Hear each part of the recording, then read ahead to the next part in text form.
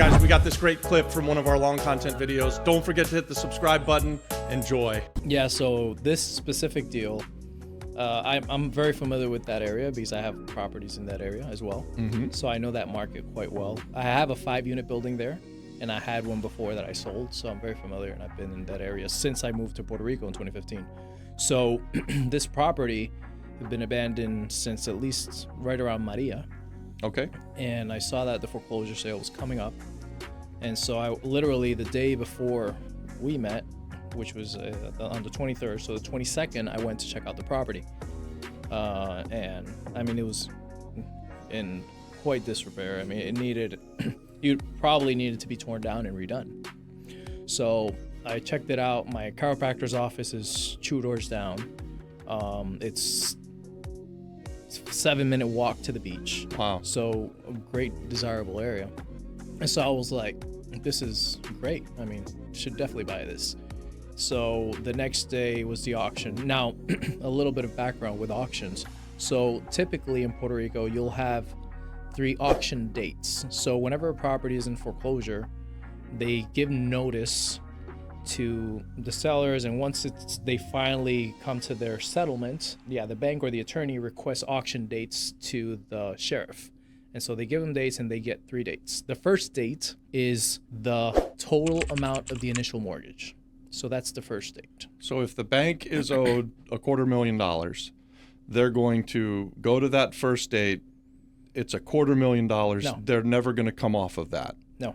How does So this work then? it's the first auction is the total of the initial amount of the mortgage. So let's say 20 years ago you did a mortgage for $500,000.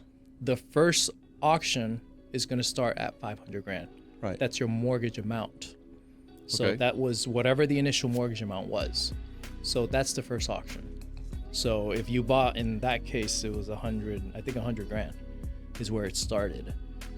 So that means that their initial mortgage on that property for that note that they didn't pay was $100,000. Okay. So that's basically how. And so where it you go to starts. that auction, you're never going to get it cheaper than that. Not on for that the day. first one. Not on Yep. that day. So that's called the tipo mínimo, which is the minimum. Right.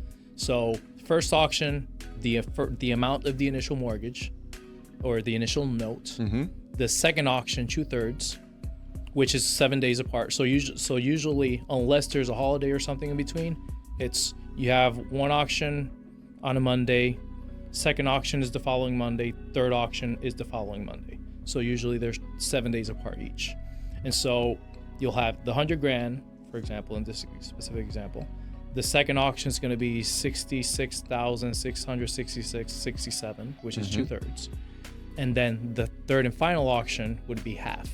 Now, within that period, the bank can say, I want more or I want less, depending on the judgment that they have.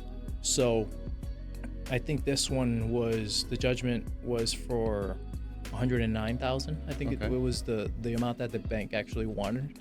So it would have, the bank at that first auction, if no one bought it at 109, then they would just keep the property at that first auction. They didn't have to go to the second or Correct. the third They auction. don't have to. They don't have to. They don't have to. They do that so that they can liquidate the property and not have real estate It owned. depends how much they are owed. Yeah. In this case. And how much they want the property, I guess. Correct. Yeah. Now, depending on the type of loan that the property had, sometimes they'll give discounts on the total amount that's actually due. So sometimes you'll find that if you add up the judgment and interest or whatever, it may be $200,000, but at the auction they may sell it for $150,000. Even at the first auction. Yep. Well, if the minimum, let's say the minimum is 100, then at the first auction they could say, hey, I want 150. Okay. And if someone gives me 150 or more, they'll get it. Yep. If they don't give me the 150, I'll take it, Okay. which is one option. Or the other option is, if no one gives me the 150, auction number 2 is now going to be 150,400 because it's gained interest in that week.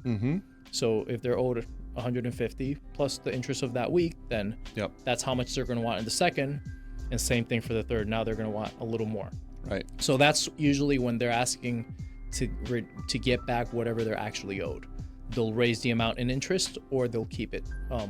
in whatever number it makes sense. Meaning, so let's say in this example, they wanted 80 grand, but the first auction is at 100. The second one is at 66. So they want 80. So if no one buys it at the first auction, they'll go to the second. So they'll declarar desierta, which means like they'll not bid on it, or desert the auction. And then in the second one, rather than asking for the 66, which is the minimum, they'll start at the minimum, but if there's bidders, they'll bid up to 80 grand, and because that's how much they wanted. And if someone goes above the 80 grand, then they'll get it. If they don't, then the bank can either keep it at that second auction or go to the third auction if no one else bid on it, and go a little above the 80 grand. Now it's 80,500. Yeah. Whatever it is. So that's basically how that process works. Hey guys, thanks for watching that. Subscribe to our channel, watch this next, and then also check out the pinned content for more great content, guys. God bless.